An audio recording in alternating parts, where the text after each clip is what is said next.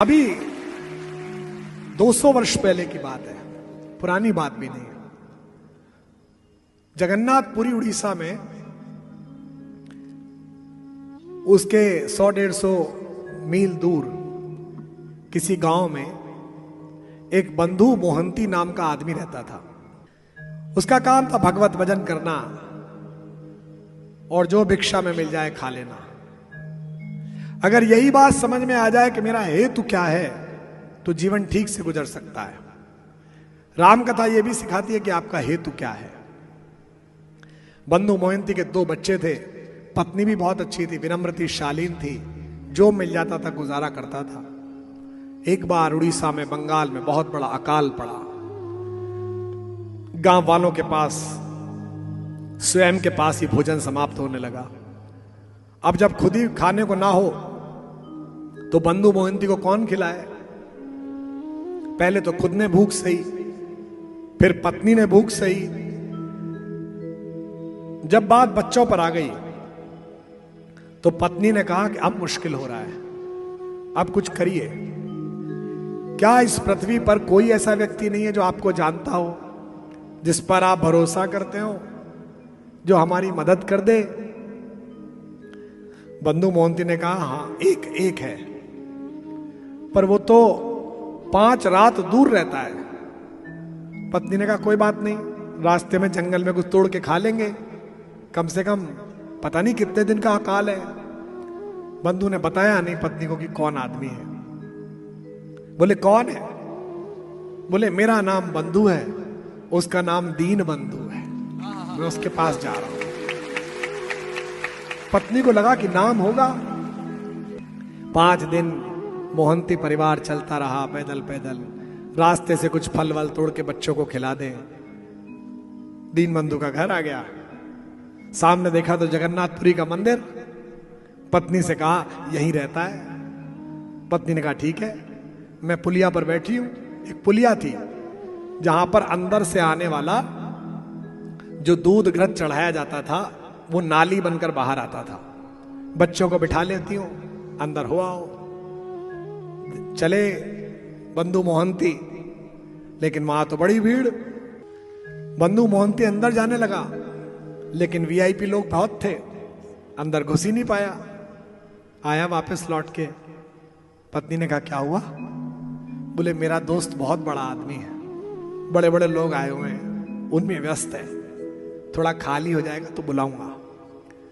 रात हो गई, पट मंगल हो गए। उसने कहा अब? बोले अब सो गया है, बहुत मेहनत करता है, बहुत सारे लोगों का भार उसके कंधों पर है, कल सुबह मिलते हैं। पत्नी ने कहा अजीब आदमी हो भाई, बच्चे भूखे हैं, इनका क्या करूं? तो उसने कहा देख, ये चरणामृत की धार आ रही है, इसमें दूध है, शहद है, दही है, चुल्लू भर हाथ में लाता हूं, बच्चों को पिला दे, स्वस्थ रहेंगे। मैं भी पी लेता हूं, तू भी पी ले, सो जाते हैं। जैसे तैसे बच्चों को पिलाया, सो गए। बंधु मोहंती भी सो गया। 200 वर्ष पहले का सत्य का किस्सा है ये कहानी नहीं है। रात्रि में भगवान जगन्नाथ को विचलन पैदा हुआ। उन्होंने कहा एक ऐसा व्यक्ति जो इतना आस्थावान है कि अपनी पत्नी और बच्चों को लेकर 5 दिन पैदल चलकर आ गया, और मेरे रहते वो भूखा सो जाए, तो फिर ये किस बात की जनता और मैं किस बात का जनार्दन। भगवान ने मंदिर के कपाट स्वयं खोले और भंडार गृह में ताले में रखा हुआ वो थाल निकाला, रत्न जड़ित थाल जिसमें उनका भोग लगता था। उसमें खूब सारे लड्डू, पेड़े, फल भरे, दूध का लोटा रखा, और सब प्रहरी सो रहे थे और भगवान बाहर आ गए। आप पूछ सकते हैं कि ऐसा कैसे हो? जो जन्म के समय से कंस के प्रहरियों को सुलाकर बाहर आ जाता हो, वो अपने मंदिर से तो बाहर आ ही सकता है।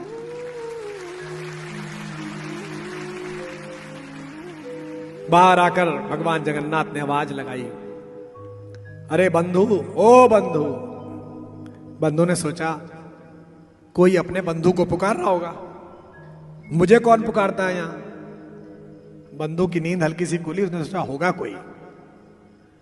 फिर उसने आवाज लगाई, अरे वो पीथमपुर से आए हुए, गांव से आए हुए बंधु मोहंती, कहां हो तुम? अब बंधु मोहंती को लगा कि तो कोई हमें पुकार रहा है। वो गया, देखा एक ब्राह्मण बड़ा सुदर्शन, पीतांबर पहने हुए। उसने कहा कि आप कौन है? बोले मुझे तुम्हारे मित्र दीन बंधु ने भेजा है, कहा है बाहर मेरा बंधु भूखा है, उसका परिवार भूखा है, ये थाल लो, बच्चों को खिला दो। बंधु तो रोने लगा। बंधु ने कहा उन्हें मेरी इतनी फिक्र? तो उसने कहा फिक्र? तेरा भरोसा झूठा था क्या? अगर भरोसा सच्चा था तो उसे फिक्र है। ले गया थाल, बोला भैया अभी लाता हूं आपका थाल, बच्चे खा लें। बच्चों को उठा के खिलाया, पत्नी को खिलाया, पत्नी भी रोने लगी, खुद भी खाया, सब निपटा लिया। थाल देने चला तो कोई है ही नहीं वहां पर, दरवाजा बंद पड़ा है। सोचा सुबह दे दूंगा, जल्दी उठ के दे दूंगा, और कोई ले ना जाए थाल, इसलिए सिर के नीचे लगा के सो गया। 10-20 दिन में भोजन मिला था तो नींद लग गई। सुबह मंगला के लिए पट खुले 4 बजे तो पुजारी ने देखा कि थाल गायब है। राजा प्रताप वर्मा राज्य करते थे उड़ीसा में 200 वर्ष पहले। सैनिक बाहर खड़े थे, राजा को सपरिवार पूजा करने के लिए आना था। थाल गायब, थाल गायब, ढूंढ मची, सिपाही दौड़ाए गए। थोड़ी देर बाद सिपाहियों की नजर पड़ी, एक आदमी कोई चमकदार चीज सिर के नीचे लगाए लेटा हुआ है। हल्ला मच गया, पकड़ लिया, पकड़ लिया, पकड़ लिया। अब तो बंधु मोहंती की जो धुलाई हुई है, कोई इधर से मार रहा है, कोई इधर से मार रहा है। वो भला आदमी कह रहा है भैया मुझको तो जगन्नाथ जी ने भिजवाया था। लेकिन हम इतने अविश्वासी लोग हैं कि इसी परिसर में अगर सचमुच हनुमान जी प्रकट हो जाएं और कहें कि बहुत बहुत आशीर्वाद कुमार विश्वास तुम्हें, तो तुम कहोगे यार मुरलीधर जी ये वाला आप एक्टर बहुत अच्छा पकड़ के लाए, एक्यूरेट हनुमान जी जैसा लग रहा। हम कहते तो हैं कि ईश्वर पर भरोसा है, पर करते नहीं है। तो बंधु मोहंती ने कहा भैया हमको तो जगन्नाथ जी ने भिजवाया, दीन बंधु ने। सड़क पे जुलूस निकला साहब बंधु मोहंती का। राजा आया, पूजा हो गई। उस प्रदेश में 40 कारागार थे। ध्यान से सुनना, हर कारागार में 100 कक्ष थे। रात्रि को राजा प्रताप वर्मा सोया तो उसके स्वप्न में जगन्नाथ जी प्रकट हुए। उन्होंने कहा तू मूर्ख है, किस बात का राजा है? तेरी प्रजा के साथ अनाचार हो रहा है। मैंने अपने एक भक्त को भोजन के लिए थाल भेजा था, मैं स्वयं देने गया और तेरे सिपाहियों ने उसको बंद कर दिया। वो कारागृह नंबर 62 में, कक्ष नंबर 41 में सपरिवार बंद है, उसको मुक्त करा। राजा की नींद खुली। राजा ने कहा इतना डिटेल्ड विवरण, पता नहीं सच है कि झूठ है, संख्या कैसे आई? 62 नंबर कारागार, 41 नंबर कमरा। राजा ने किसी से कुछ नहीं कहा। राजा निकला, घोड़ा उठाया, 2 अंगरक्षक पीछे लिए और भागा। 62 नंबर कारागार पहुंचा, 41 नंबर कमरे में गया तो देखा कि बंधु मोहंती, उसकी पत्नी, दोनों बच्चे बैठे हुए हैं। अब तो राजा रोने लगा। राजा ने कहा गलती हो गई, माफ कर दीजिए, आप तो भगवान के मित्र हैं, क्षमा कर दीजिए।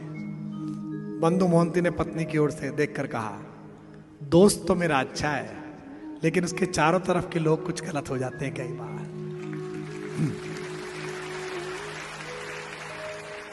बंधु मोहंती को मुक्त कराया गया। जिस शहर में लोग उस पर थूक रहे थे, गालियां दे रहे थे, चोर कह रहे थे, उसी नगर में उसका सुंदर जुलूस निकला सम्मान का। पिछले 200 साल से जगन्नाथपुरी जी के मंदिर के भोग लगाने वाले मुख्य पुजारियों का परिवार आज भी बंधु मोहंती का परिवार है।